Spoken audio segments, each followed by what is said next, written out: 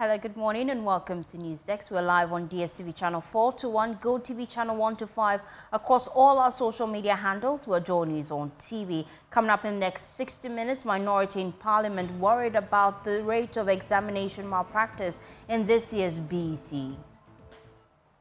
I expect the Ghana Education Service to identify and sanction those teachers to serve as a deterrent to others.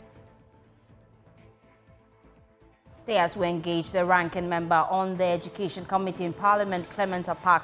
Also in this bulletin, many first-time voters disappointed that successive governments have failed to fulfill their promise made.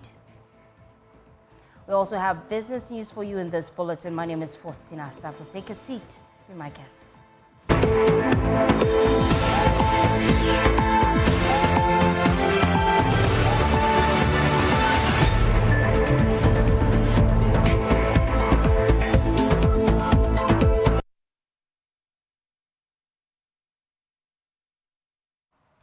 Thanks for staying with us. Now, this year's Basic Education Certificates examination has been fraught with some malpractices, with cheating topping the list. 2 more people have been arrested at Jamti Pramso in the Ashanti region after 3 teachers and 2 residents in Bekwai were also arrested. Deputy Ranking on Parliament's Education Committee, Dr. Clement Apaak, is worried about the situation. He spoke earlier on the AM show. I expect the Ghana Education Service to identify and sanction those teachers to serve as a deterrent to others, because this conduct is reprehensible. It is even a lot more worrying that it is coming from teachers, because if they have done what they ought to do, and many of them do, and they have properly prepared their students. This will be in the case of schools where the teachers who were apprehended are teachers of that school. Then they ought not to try to find these unorthodox ways of giving their students a leg up. That is one. 2, it clearly cannot be acceptable that no matter what the circumstances may be, and I know there are issues. Look, let's be honest. There are issues as far as public basic education is concerned. And one of them is that these students who are writing the BEC have not seen a textbook based on the new curriculum which came into effect in September 2019. At the junior secondary school level, they are supposed to be under the auspices of what we call the Common Core Curriculum. For P1 to P6 is the standard-based curriculum. So these students who are writing, I have a lot of sympathy for them, and I pray that they do well, because truly, they did not get the full complement of being prepared, not because their teachers didn't want to, and not because their parents didn't want them to be properly prepared, and not because they didn't want to. But government failed in making sure that textbooks were produced for them to use. So from JHS 1, 2, and 3, they are writing BEC, they have never seen a textbook.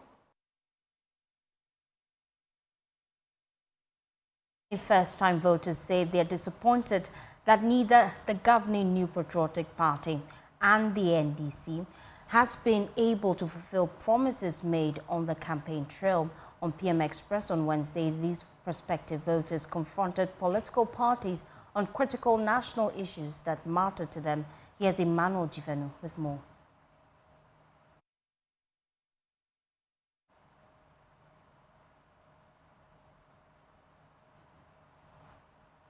We'll bring you that report shortly, but then a child protection organization, Child Online Africa, is asking politicians to desist from using children for their political campaigns. This group says the activities of these politicians leave lasting impressions on the life of these children, sometimes exposing them to public ridicule by their peers. Executive Director of Child Online Africa, Awo Amenya, joins me live right now with more. Awo, let's understand your concerns. Right. Thank you for the opportunity and good morning to your viewers. Over the years, we saw that a number of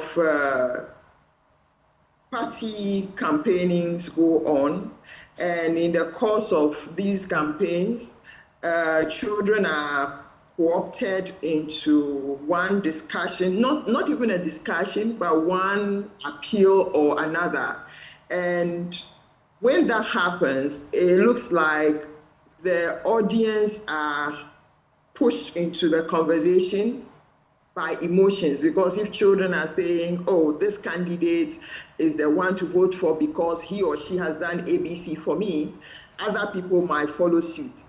But then in the era where we are now, and where we are even struggling to help children build a healthy relationship with technology, we want to start making the call earlier. It's not as if it hasn't happened before. It's been happening, and some of these young people have their photos in the media, and when things are not going well, due to frustration, their photos are splashed here and there, and people insult them, which results to they having to hide themselves at the end of the day, or having to look for shelter because it's something they had done either without consent or without thinking about the repercussions that it will bring on them.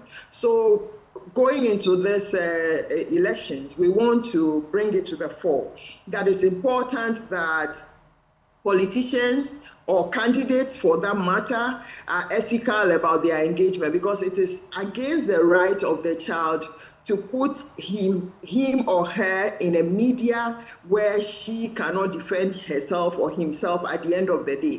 And some of these contents could even lead to they being harassed, they being accosted in all manner of ways. So clearly, we don't want that to happen. So this year we thought that World Vision Ghana and Child Online Africa thought that it's important we bring this discussion early in the day so that people are aware that in crafting their political strategies for campaign, they're leaving out children. And even if they want to engage children, there's a way to engage children, not engaging them before the camera and putting them there. There's a way to engage them in such a way that you get their input into your discourse, if that is what you want. And that will be the ethical way to go about it, rather than building footprints for these young people, which will go a long way to affecting them either in their quest to seek for college admission or in their quest to seek for employment in future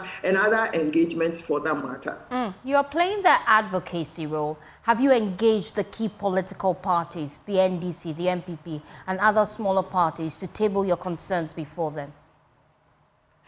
We are of the view that we are a country governed by laws, and these laws include the protection of children, both in the physical space and in the digital space. So we feel it will be responsible on the part of any political grouping to take into account the laws of a country before they act.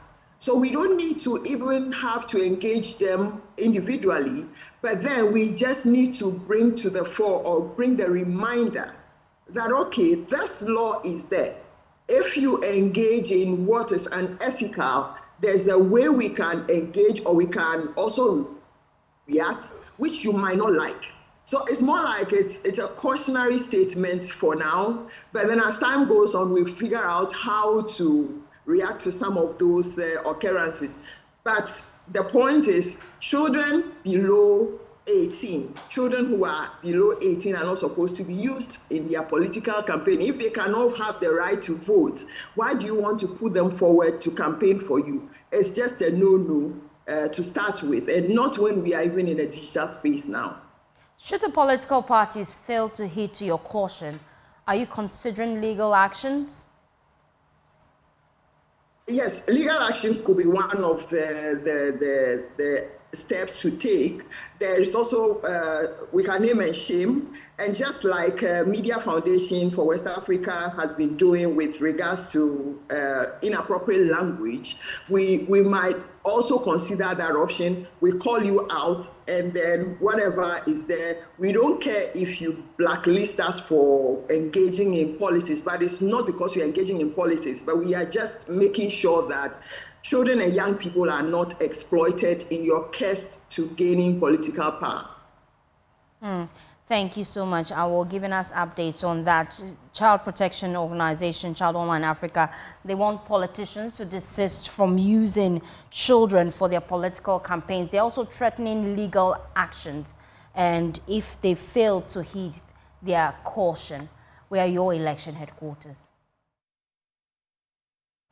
Oh, thanks for staying with us. We are your election headquarters. Now, earlier we told you that many first-time voters say they are disappointed that neither the governing New Patriotic Party nor the opposition National Democratic Congress has been able to fulfill promises made on their campaign trail. On PM Express on Wednesday, these prospective voters confronted political parties on crucial national issues that matter to them. There's more in this report by Emmanuel Jivenu.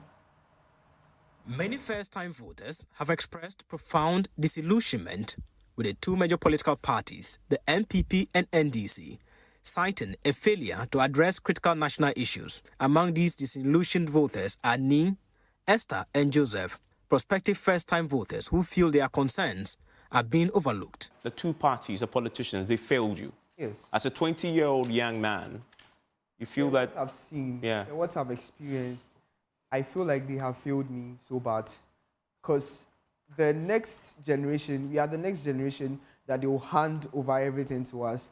And if things have gotten this bad, then I wonder what we will tell our children. I know a lot of persons with disability who are not employed in their home. Not that they don't qualify. They have all these qualifications, and you've promised us sense, and we've not seen anything. I've lost total trust in them. Okay. I don't trust any politician. And the time will come where we at the lower will decide that, no, we are not going to give power to anybody again. And that time will surely come. These three young voters reflect a broader sentiment among the youth, highlighting issues such as bulging unemployment and rampant illegal mining that continue to devastate communities and the environment. They are demanding answers from the political parties. Our rivers are in bad states. Like when you travel and then you see the rivers, you are like, so in the next 20 to 30 years, what rivers are you going to live for our children and our generations on board? What I want to assure you is that the NDC have a very clear, practical solution to deal with the Galamsey menace. The leader himself must be committed in ending it. And President John Dramani Mahama is committed in ending Galamsey. We need to have a stakeholders forum and bring on board everybody, especially the landowners. Because you see, when you want to fight Galamsey, and you don't look at the livelihood of the people that are affected by what they currently engage in, you will fail. The vision of Dr. Bawumia is that it's going to formalize and regularize every activity that is going to happen within the environmental sector. First, we have to audit the concessions. We are also going to make sure that we decentralize the Minerals Commission to districts that are engaged into the Galamsey mining areas. We have to decentralize that. For having their masters, their doctorate degrees, and they are sitting in the house, nothing is being done. The policies that we are looking at for the future is that we are going to make sure that industrialization will lead the queue, where we'll be able to open up in the private sector to be able to employ many more of the youth into the private sector. We are coming up with a policy called the 24-hour economic policy. We are also coming out with what we call the Ejuma Era. Under the Ejuma Era, we are looking at equipping 10,000 young people to start up their own businesses. We are going to help you with business advisory. We are going to support you with loans. And then we are going to help you supervise your business and find the markets for you so you can start a business and employ many more people. Esther, who is visually impaired, reveals the struggles persons living with disabilities face in accessing basic needs. She has been chasing her district common fund for a laptop to assist her education. But for 5 years, Esther has yet to be assisted. We've applied several times. My dad has to stop work for some times because he wants her daughter to get access to this. And we go there, nothing. Your MP just got in touch with me and said, after I should take your details and then you see how best he can support. I'm going to make sure I get the MCE in charge to make sure that this particular issue is being addressed. The impatience of the youth is palpable. They are demanding a revolution, not with guns or violence, but with a certain sense of anger that will change the way successive governments manage the resources of the state. Emmanuel Juvenis report for Joy News. Well, the New Patriotic Party's flag bearer, Dr. Mahmoud Bawumia, is challenging the flag bearer of the National Democratic Congress, John Dramani Mahama, to a presidential debate on the economy. Well, during his constituency tour of the Northeast region, Dr. Bawumia emphasized the importance of shedding light on the policies of both candidates before the 2024 general elections, particularly in terms of their respective strategies in handling the economy and the country's finances. He also accuses Mr. Mahama of failing to offer alternative solutions to the country's economic woes while he served as vice president. I am looking forward to a debate with John Mahama on the economy, on the country, on the governance. But I'm afraid that he's running away from a debate, isn't it? His people say he doesn't want to debate, but he doesn't want to debate because he knows I will expose the emptiness of his policies. He says he has a 24-hour economy that he cannot explain. It's as empty as an empty barrel. He cannot explain it. None of his people can explain it. They say they will be exporting lions and elephants. But when we meet mano a mano, we can debate, and the country will see where our policies lie. And that is where we should go. We should give the country an opportunity to listen to us. But if he chooses not to debate, I will continue to sell my policies to the people of Ghana, and you will take the decision. Let's head now to the court. My colleague Latif Idrisu is on the grounds because the Chief Executive Officer of Big C General Trading LLC, Hamad, would be the principal company in the controversial ambulance trial procurement contract, which has become the subject of a criminal trial in Ghana, will testify at the High Court via video link from Dubai, where the business is based. Latif Idrisu, tell us what more we're expecting in court. Yes, so for all this while, we've had Richard Jaffa, Dr. Kisila reporting in the witness box, giving evidence in this particular case. So now the next person is the CEO of the principal company itself that signed the contract with the government of Ghana to procure and convert some funds into ambulances. That is 50 General Trading LLC based in Dubai, like you rightly mentioned. Because they are based in Dubai, they are unable to get into the witness box physically in the courtroom. And so what is going to happen is that the court is going to establish a link so that the CEO, whilst in Dubai, will still give evidence, that video link in Ghana's court, right here at the court complex. And so that is what is expected to happen this afternoon, barring any change in circumstances. That is what is expected to take place here at the High Court. But how did we get here? For some of our viewers who have not been monitoring and following the case, can you run us through? Yeah, so the government of Ghana, okay, so let's take it from here. So Richard Jaffa is a businessman.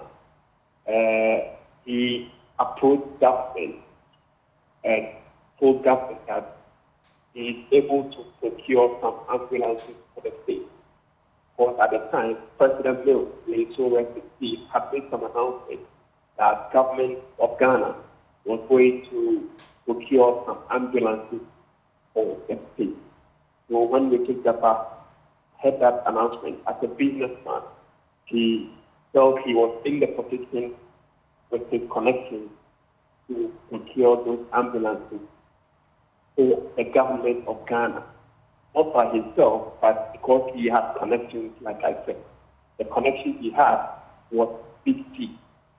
So he tried to deal with the Stanbic Bank. And that agreement or that deal was approved by Parliament. Now, something changed because that Stanbic Bank facility didn't end up being what was used for the procurement.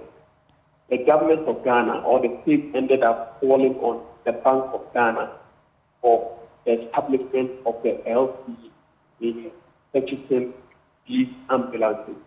And that is where the project came in, and largely that is why we are in court on this particular matter.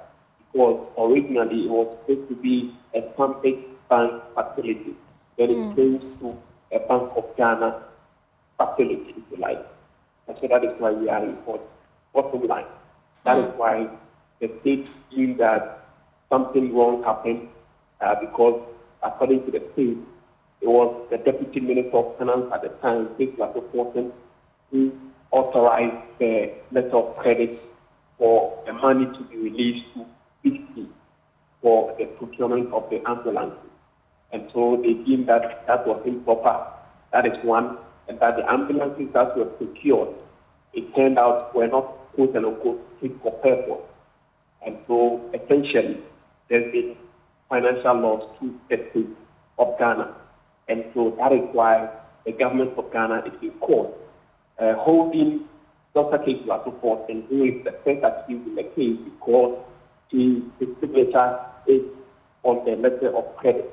But he's put up a defense that, yes, his signature may be on the letter of credit, but he got the authorization from his boss, who was the secretary was then the substantive finance minister.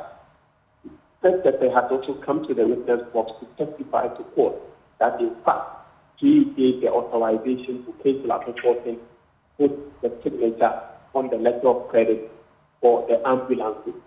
So that's the because Ketu Fortin also entered the witness box, gave his own evidence, proved that he's innocent of the charges leveled against him of willfully causing financial loss to the state and deliberately misapplying a property.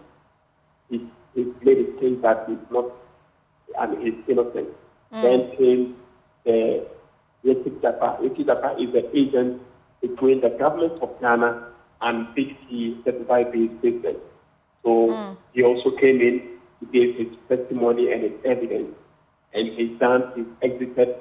Now it's time for the principal company, that is Big T General Trading LLC, to also come in and give their own evidence, what they know about this particular contract. There's also an update on the Men's Gold case, Lateef. Let's run through that quickly.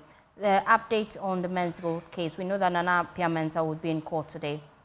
Yes, as I speak with you, Nana Appiah-Mensah, aka number one, is in court. I was just sitting a row behind him.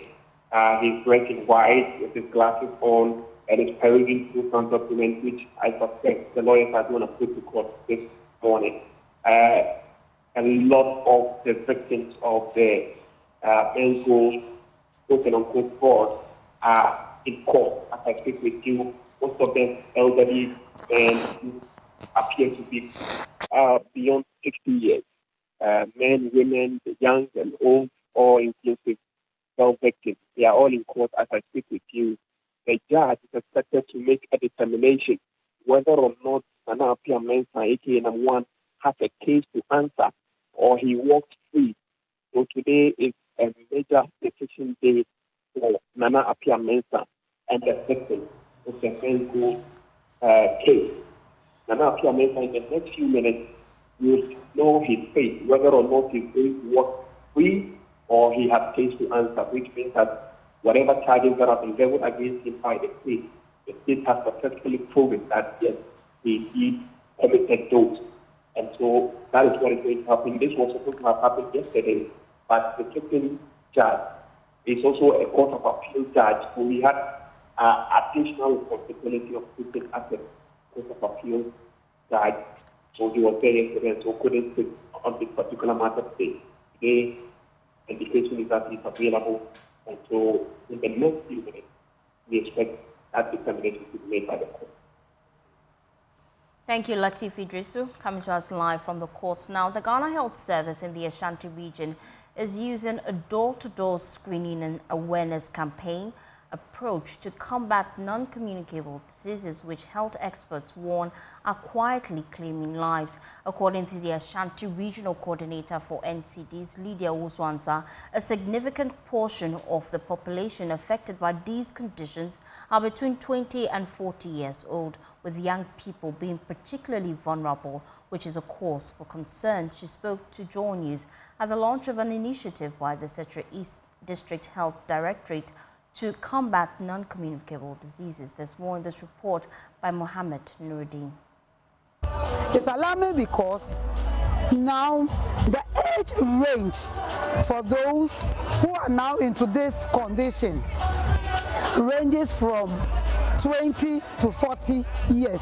They have the greatest or the lion's share of the condition, which at first we know that if somebody should say that she's a hypertensive patient, the focus goes to about 70 years, 80 years. But now it's not like that. We will go to the doorsteps of everybody, the institutions, in the churches, in the markets, in the lorry stations, in the schools, to alert them, create the awareness for them to undergo through the screening so that this early detection can be made. And if there's any abnormality, it can be referred to a facility for further management to be given. The Ashanti region is grappling with a high burden of 20,000 cases of non-communicable diseases, NCDs. Figures in Ashanti, will be able to give you the estimate.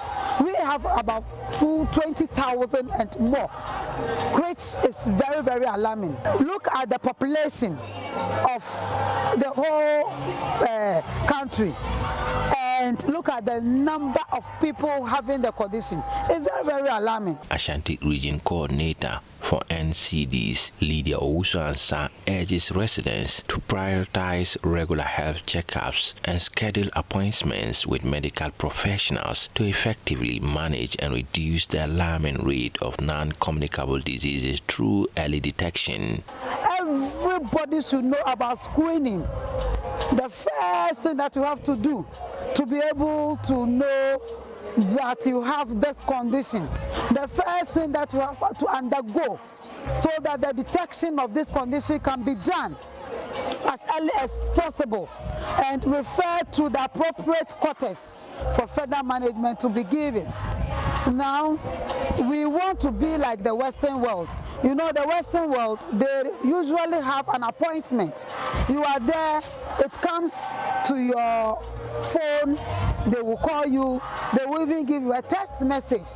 Now it is time due for you to come for the screening, so that if there is something that is going on which is very bad, they will act on it immediately.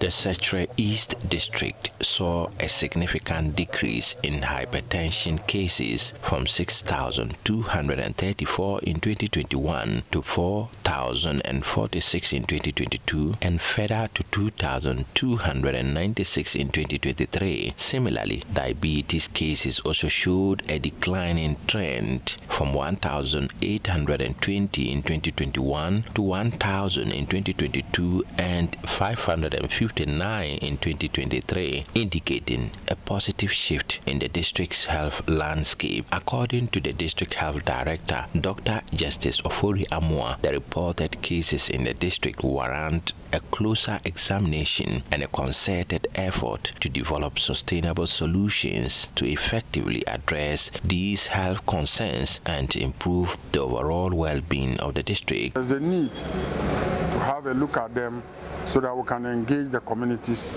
and let them understand the need to stay away from these diseases. And even if you do have it, they need to take your medications regularly to stay away or avoid any complications.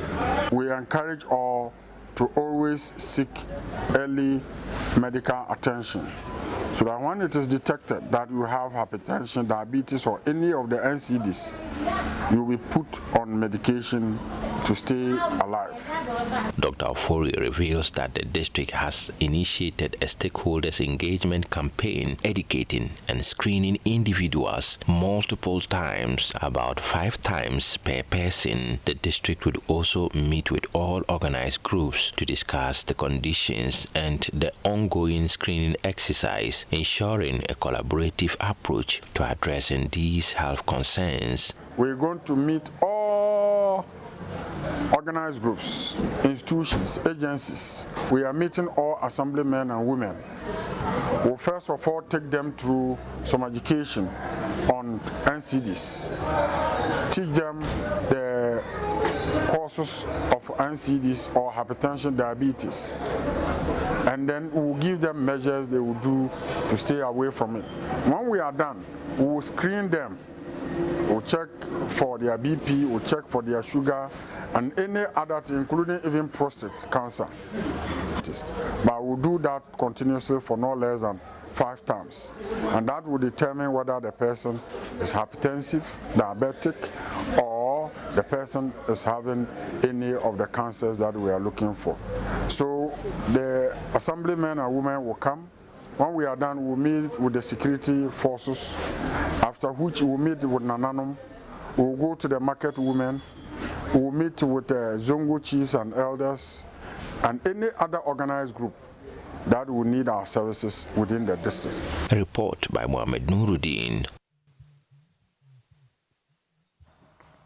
Well, the Ghana Landscape Restoration and Small-Scale Mining Project is working with farmers in the Setre Afram Plains to adopt eco-friendly farming methods to protect soil fertility. They are worried that the unsustainable farming practices have led to land degradation and low crop yields. The project is training about 2,000 farmers in 18 communities on sustainable agricultural technique. Mohammed Nuruddin again with this report. And currently there's an ongoing project, World Bank sponsored, Ghana Landscape Restoration and Small-Scale Mining Project. And Drobonso or Setre Afram Plains District is playing a key role in it, whereby we engage the farmers and communities. The farmers are engaged to put in place sustainable agricultural practices that will help to sustain the richness of the land. Due to the burning and poor farming practices, we've lost the richness of the land, and when we plant, we hardly get the produce that we wanted. So this project, Ghana Landscape Restoration and Small-Scale Mining Project, coming on board, the farmers are trained on proper agricultural practices. And at the moment, about 18 communities comprising of over almost 2,000 farmers have benefited from it, inputs and also guidance on how to go about it.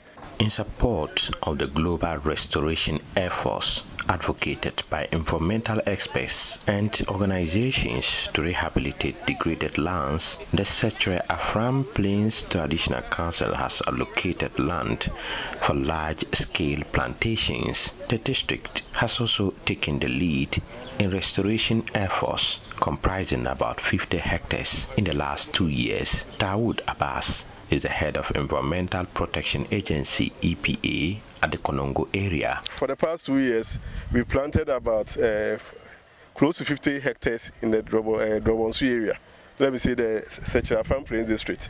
And this year, we have also earmarked to plant more than 400 hectares of riparian vegetation. We go to places, communities where the land is degraded. Then, together with the community members, the project provides them with seedlings of their choice, and of course indigenous seedlings, and then they are planted. And we don't just leave it like that. We keep on monitoring and making sure that they all survive. So for this is what EPA is. We are doing a lot of things to help restore the environment, but we need the support of everybody, because when we plant and we leave, the people here need to take care of them. If they don't take care of them, they would all die. And all the effort that the government has put in it, development partners have put in it, will all go to waste. And we all suffer the consequences thereof. The EPA carried out a joint initiative with Mero Forestry and Timber Products to plant trees at Drobonso to foster public interest in land restoration. Dawood stresses the importance of community ownership of such initiatives, emphasizing that locals should actively care for the trees as direct beneficiaries. And whatever we are planted to, we need to take care of them. Like Nana said, normally we plant, we leave them, and then they are dead. We don't benefit from it. But this time, let us all be part of it.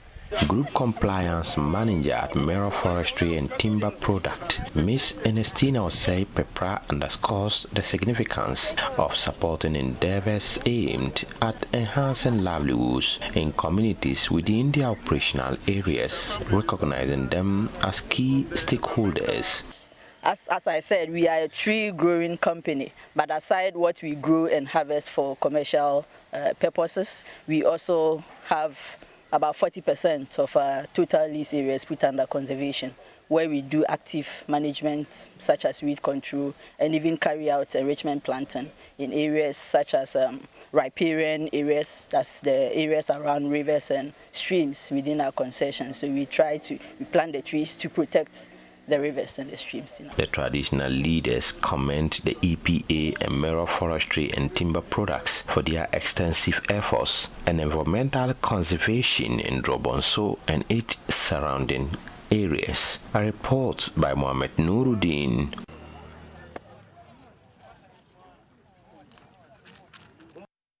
Crusade with Kumuyi to transform social-economic development, foster political stability.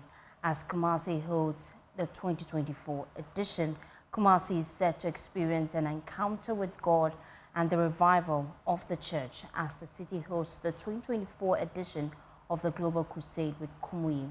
The non-denominational event, hinged on Christian principles, is aimed at promoting national cohesion and integration for peace and conflict resolution. There's more in this report.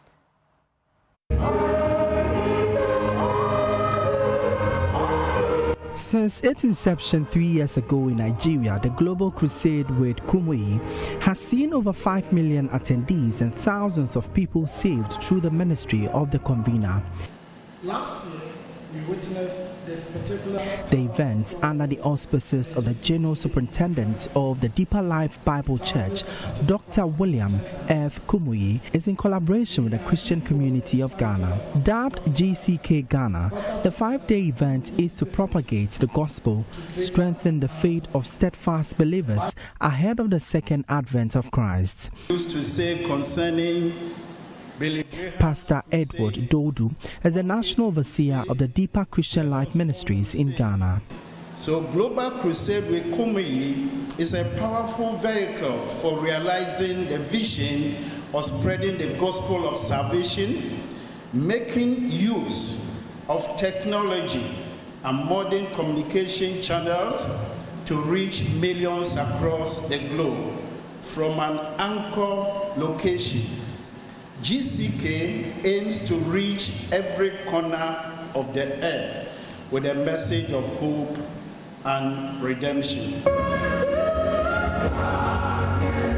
Ghana has in recent years experienced economic turmoil, leaving many of its citizens, predominantly Christians, in a state of despair. But Secretariat Coordinator of the GCK, Pastor Edward Chumsia, believes the event will transform socio-economic development, social adjustment, and ensure political stability.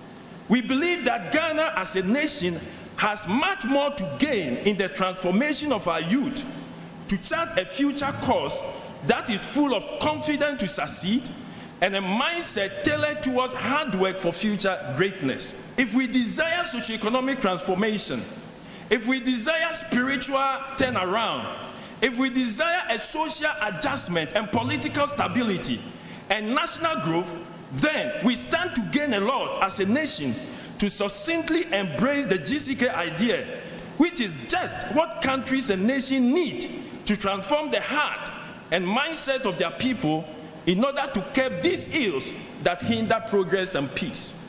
Executive Director of the Salt and Light Ministries, Dr. Joyce Aye, is optimistic of the potential of the crusade in promoting a thriving society. GCK has engaged political leaders and economic actors to map out the path for political independence, peace, and the economic emancipation for nations and states, making it a platform for fostering national cohesion and peace. In particular, GCK has welcomed the direct attendance of its events of presidents, prime ministers, and state governors from a variety of nations, states, and countries. The event will also provide an avenue for the youth to be empowered in various professional disciplines for employment. The 2024 edition of the GCK, slated for July 25 to July 30 at the Kumasi Sports Stadium, is on the theme Full Salvation and Total Healing Through Christ. For Joy News, my name is Emmanuel Bright Kweku.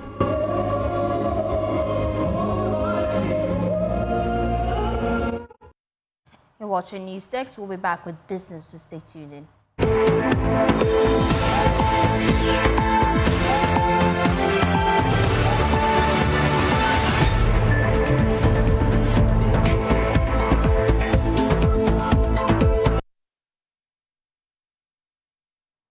Welcome to Business on Newsdesk. My name is Winston Taki, and now to a false business story. Government has revealed that it will appeal the ruling against unitization of some oil fields in the country. An international tribunal in Sweden stopped government from forcing two oil firms, Eni and Vitol, to unitize their operations with another oil field operated by exploration firm Springfield. Minister of State at the Energy Ministry, Herbert Krapper, disclosed this during his vetting in Parliament. The arbitral award was issued by the panel yesterday, essentially saying that the government of Ghana does not have to pay any monetary damages to the claimants. Also saying that while under the laws of Ghana, unitization is permissible, the manner, the procedure that was invoked to do the unitization is what the panel took issue with. What it means, or what I believe it means, is that the government's policy that when two wells straddle, blocks straddle, they can be unitized so that we can save the infrastructure, the cost that goes into developing them separately. We can save all of that cost. I believe what this award does is to signal to the government to cure the anomaly which has been pointed out, and the government's policy of unitizing the blocks. We can go ahead with it and ensure that we develop both blocks, bring out our hydrocarbon resources for the benefit of the Ghanaian people. The good news is that the claim that was being made, $7 billion that was being made on the government, the panel finds that government doesn't have to pay any of that at all.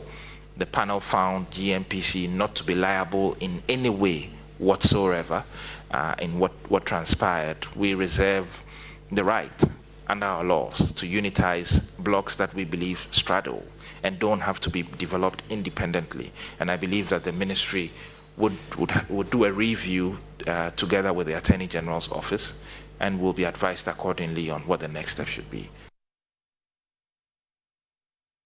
Now, away from that, the Federation of Associations of Ghanaian Exporters is calling on government to take steps to support the horticultural industry to earn more foreign exchange. According to the association, the industry has been left to individuals, private businesses and donors even after several calls for state intervention.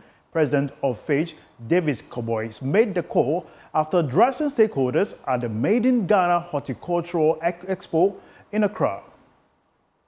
According to the Federation of Association of Ghanaian Exporters, the horticulture sector in Ghana is not merely about crops, but livelihoods, economic growth, and sustainable development that contribute substantially through agricultural expansion. The Horticultural Expo is a platform provided by the Federation to discuss common issues affecting the export sector. Speaking to journalists after the opening, President of FAGE, Davis Kobol, lamented that the industry is faced with a series of challenges, hence the need for government support. I sell electricity to my farm. It shouldn't have been so. Meanwhile, I pay taxes in Ghana and a whole lot. So these are some of the things we are facing. We are saying that, look, we should be able to. Government is creating an enabling environment, but enabling environment in what sense? I mean, most of this need to be done. Currently, as I speak, horticulture, if you ask me who is supporting horticulture, it's rather the donors. These are most of the things we need to look at and see that, look, once we articulate and make sure that we put in a lot of effort, we'll make a lot of money and to curtail the constant depreciation of our city against the major currencies. He has therefore been explaining the importance of the expo and the need to make it an annual event. The whole essence of this expo is to create awareness and also make sure that we have a lot of seminars and other workshops to align and make sure we raise the standards of export. The issue about export is, people talk about export, but there are fundamental things you need to do to meet your export. The demand is there, but then you can't just wake up at a go and say, look, I'm exporting. And this is the more reason why we are here today. Meanwhile, the country raked in about $3.94 billion in 2023 in non-traditional exports, which includes horticultural products. This was about an 11% increase over the 2022 record. That'll be all for business. We have more news for you after this break. Stay tuned.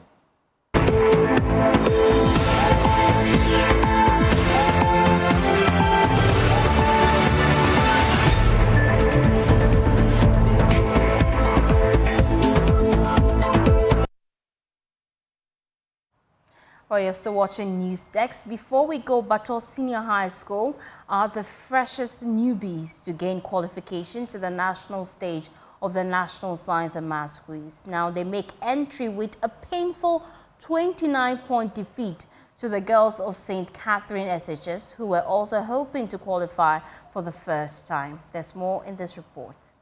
Bato Senior High School from the North Tongue district of the Volta region there, they have qualified to the nationals of the NSMQ for the first time in their history.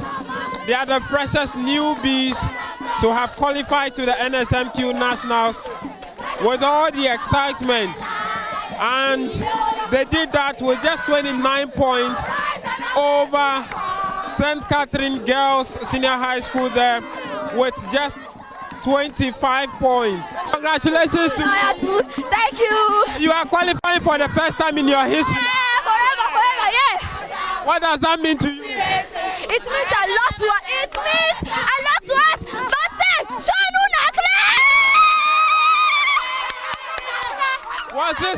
Was this something you guys were expecting? Was this something you guys? To the competition was tough, especially the 2 and 4. So my God, but they kill it! They kill it! So they're excited. Welcome to the competition. What was your expectation? We were thinking maybe we will come and meet schools that maybe we cannot compete with. But now, what we've seen, we are now like, this one. Our school motto is now motivating us. Basek. What's the motto? Basek. Srianunaklen means Basek. Learn and shine! It's 29 points enough. No, next time we will do better. We will do more than this. We are going to learn to wait for the next one. We will do more than this. I'm not speaking the